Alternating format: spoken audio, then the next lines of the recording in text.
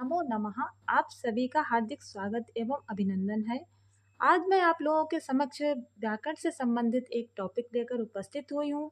आशा है कि आप लोगों को ये वीडियो पसंद आएगा। यदि वीडियो पसंद आए तो लाइक कीजिएगा, शेयर कीजिएगा और हमारे चैनल को सब्सक्राइब भी कीजिएगा। देखिए, हमारा टॉपिक है विपर्ययाः। विपर्यय कहते हैं विपरीतार्थक पदों को, या हिंदी में जिन्हें हम विलोम पद भी कहते हैं। विपर्यय विपर्यय पद वि उपसर्ग तथा पर उपसर्ग के साथ ई धातु में अच प्रत्यय लगकर बना है। इसमें देखिए दो उपसर्ग बताए गए, वि उपसर्ग और पर उपसर्ग। वि पर और ई जो है ये धातु है, इसमें अच प्रत्यय लगकर जो पद बना है उसे कहते हैं विपर्यय। इसका अर्थ है व्यतिक्रम। विपरीत अर्थ वाले पदों को विपर्यय पद कहते हैं, यानी कि इनमें विपरीत यानी कि उल्टा अर्थ प्रतीत हो वो विपर्यय पद कहलाते हैं। इसके लिए पदों में विपरीत भाव होना आवश्यक है ना, कि पदों में विपरीत यानी कि उल्टा भाव होना बहुत ही आवश्यक है। पर्यायों के समान विपर्यय भी अनेक होते हैं। पर्याय यानी कि जो पर्यायवाची सिनोनिम्स होते हैं, उसी प्रकार एंटोनिम्स यानी कि विलोम पद भी अनेक होते हैं। आइए यहाँ पर कुछ शब्दों के माध्यम से विलोम पदों को देखते हैं।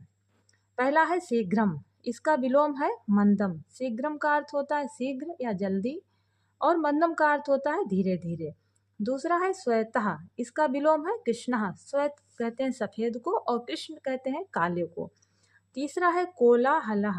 कोलाहल कहते हैं शोरगुल को, तो इसका विलोम पद हुआ शांति।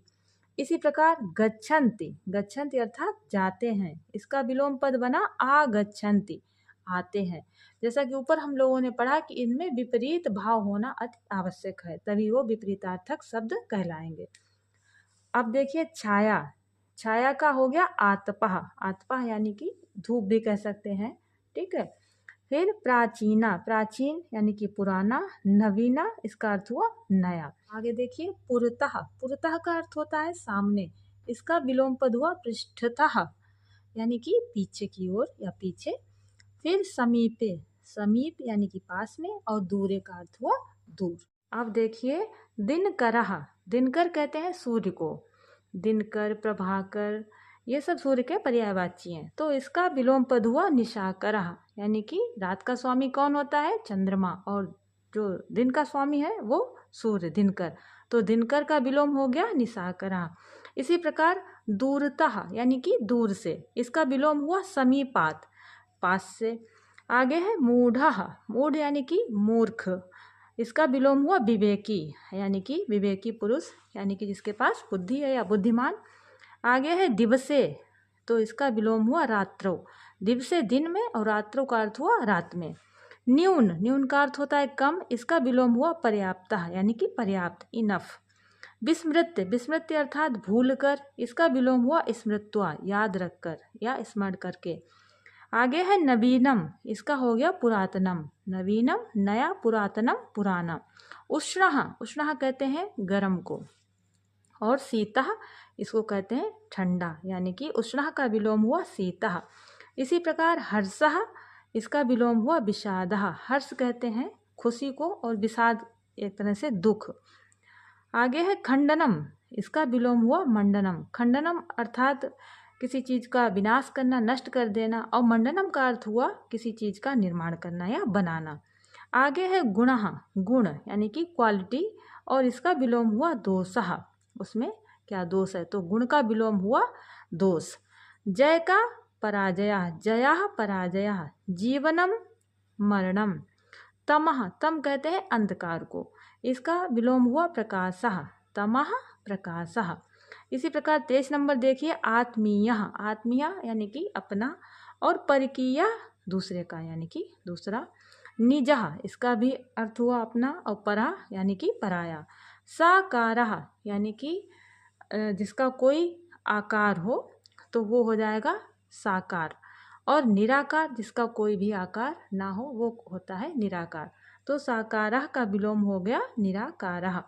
इसी प्रकार सवलः यानी कि बल सहित, और निर्बला यानी कि निर्बल या कमजोर।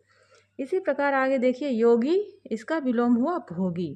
प्रत्यक्षम। प्रत्यक्ष का अर्थ होता है सामने, और इसका विपरीत हुआ परोक्षम, यानी कि जो सामने ना हो, तो प्रत्यक्षम का परोक्षम। अब देखिए बंधनम, इसका विलोम हुआ मोक्षः। मोक्ष यानी कि किसी कार्य से या किसी चीज से मुक्ति पाना या स्वतंत्र हो जाना। सरसः, इसका विलोम है नीरसः। सरस कहते हैं जिसमें आनंद हो रस के साथ, और नीरस कहते हैं जिसमें कोई आनंद या रस ना हो। सत्यम, इसका विलोम हुआ मिथ्या। अब सत्यम को आप असत्यम भी बोल सकते हैं, अनृतम भी बोल सकते हैं। स्वार्थः, स्वार्थ का हो जाएगा परार्थः। स्थिरः, इसका हो जाएगा चंचलः। स्वच्छम, इसका हो जाएगा मलिनम। स्वच्छ यानी कि साफ, और मलिन का अर्थ होता है गंदा। सुगंधः, सुगंध यानी कि खुशबू के साथ, और दुर्गंधा यानी कि दुर्गंध वाला। समः, इसका हो गया विषमा, यानी कि सम यानी कि जो बराबर हो, विषम यानी कि जो बराबर ना हो। स्वामी, इसका विपरीतार्थक हुआ सेवकः। हितम, हितम का अहितम। उदयम, इसका अस्तम, उदय होना और अस्त होना। स्मृति ही, और इसका विलोम हुआ विस्मृति ही। ज्ञानम, इसका अज्ञानम। सुगमः, इसका हुआ दुर्गमा। सुगम यानी कि सुगम सरल, और दुर्गम यानी कि जो थोड़ा कठिन हो। तो ये थी आज की वीडियो जिसमें हम लोगों ने कुछ विपरीतार्थक पद पढ़े। आशा है कि आप लोगों को ये वीडियो पसंद आएगी। यदि पसंद आए तो लाइक शेयर सब्सक्राइब कीजिएगा। यदि कोई बात हो तो आप कमेंट के माध्यम से पूछ सकते हैं या बता सकते हैं। फिर मिलेंगे किसी नए टॉपिक के साथ नई वीडियो में, तब तक के लिए बने रहिएगा हमारे साथ। बहुत बहुत धन्यवाद।